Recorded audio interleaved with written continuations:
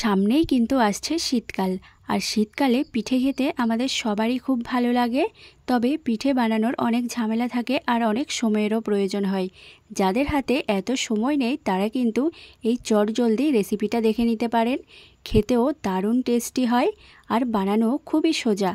একবার বানালে বারবার খেতে মন চাইবে। তো চলুন দেখে নিই। নমস্কার বন্ধুরা, প্রিয়ার রান্নাঘরে সবাইকে স্বাগত জানাই। আজকে তোমাদের সাথে নতুন একটা রেসিপি শেয়ার করব। তো চলুন রেসিপিটি দেখে নিই, আশা করছি সবার ভালো লাগবে। এই রেসিপিটি বানানোর জন্য প্রথমেই এখানে আমি নিয়েছি 1 বাটি সুজি, আর নিয়েছি হাফ বাটি ময়দা, আর দিয়ে দিচ্ছি স্বাদ মতো লবণ। এবার শুকনো উপকরণগুলোকে ভালো করে মিশিয়ে নিচ্ছি। এবার আমি একটা ব্যাটার তৈরি করে নেব। তার জন্য এখানে দিয়ে দিচ্ছি 2 বাটি জল। 1 বাটি সুজির জন্য এখানে আমি 2 বাটি জল নিয়েছি। এবার ভালো করে জলের সাথে সুজিটা মিশিয়ে নেব। এইবার এখানে নিয়েছি একটা মিক্সার গ্রাইন্ডার, এর মধ্যে সুজির ব্যাটারটা দিয়ে দিয়েছি, দিয়ে খুব ভালো করে মিহি করে একটা সুন্দর স্মুথ ব্যাটার তৈরি করে নিয়েছি। দেখুন এখন কিন্তু সুজিগুলো একদমই দানা দানা নেই।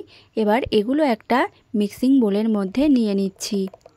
দেখুন এখন কিন্তু ব্যাটারের ঘনত্বটা অনেকটাই মোটা হয়ে গেছে। তবে আমাদের এই পিঠেটা বানানোর জন্য ব্যাটারটা আরও পাতলা হতে হবে। তার জন্য এর মধ্যে আমি আরও হাফ বাটি জল দিয়ে দিয়েছি। এবার ভালো করে একটু মিশিয়ে নিচ্ছি। এইবার এর মধ্যে দিয়ে দিচ্ছি হাফ চামচের থেকেও কম বেকিং পাউডার। বেকিং পাউডারটা দিয়েও খুব ভালো করে ব্যাটারের সঙ্গে মিশিয়ে নিতে হবে। এইবার দেখুন ব্যাটারের ঘনত্বটা ঠিক এই রকম পাতলা রয়েছে। আর এই পিঠেটা বানানোর জন্য এই ব্যাটারটা ঠিক এরকম পাতলা করেই তৈরি করতে হবে। এইবার এই পিঠেগুলো বানানোর জন্য একটা ফ্রাই প্যান নিয়ে নিয়েছি, আর এর মধ্যে খুব হালকা করে একটু তেল ব্রাশ করে নিচ্ছি। এই পিঠেগুলো বানানোর জন্য একদমই কিন্তু তেলের প্রয়োজন হবে না, শুধু প্রথমে একবার এইভাবে একটু তেল ব্রাশ করে নিতে হবে। তো দেখুন তেলটা খুব ভালো করে ব্রাশ করে নিয়েছি। এবার এর মধ্যে আমি 1 হাতা ব্যাটার দিয়ে দিয়েছি। আর দেখুন পিঠেটা কতটা সুন্দর জালিদার হচ্ছে। আর এই পিঠেগুলো দেখবেন কিছুক্ষণের মধ্যেই হয়ে যাবে, খুব একটা বেশি সময় লাগবে না।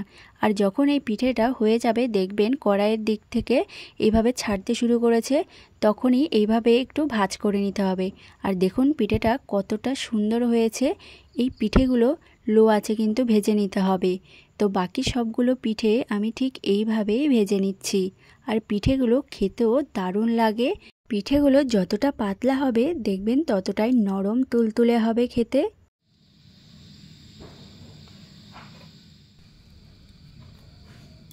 এইভাবেই আমি সবগুলো পিঠে খুব সুন্দরভাবে তৈরি করে নিয়েছি। এই পিঠেগুলোকে অনেকেই কিন্তু সরু চাকলি পিঠে বলে, আবার অনেকে সুজির জালি রুটিও বলে থাকেন। খেতে কিন্তু দারুণ টেস্টি হয়। আর দেখুন পিঠেগুলো কতটা নরম তুলতুলে হয়েছে, একেবারে মুখে দিলেই মিলিয়ে যাবে। শুধু গুড়ের সাথে না, তরকারি দিয়েও কিন্তু এই রুটিটা খাওয়া যাবে। আর এই রুটিটা গরম গরম খেতে কী যে ভালো লাগে, একবার যদি না বানিয়ে খান তাহলে কিন্তু বুঝতেই পারবেন না। আর চটজলদি কোনো পিঠে যদি বানাতে চান তাহলে এই রেসিপিটা একবার হলেও বাড়িতে ট্রাই করে দেখবেন। তো আজকের এই সরু চাকলি পিঠের রেসিপিটি যদি ভালো লেগে থাকে চ্যানেলটি প্লিজ সাবস্ক্রাইব করে দেবেন, আর অবশ্যই লাইক কমেন্ট শেয়ার করে দেবেন।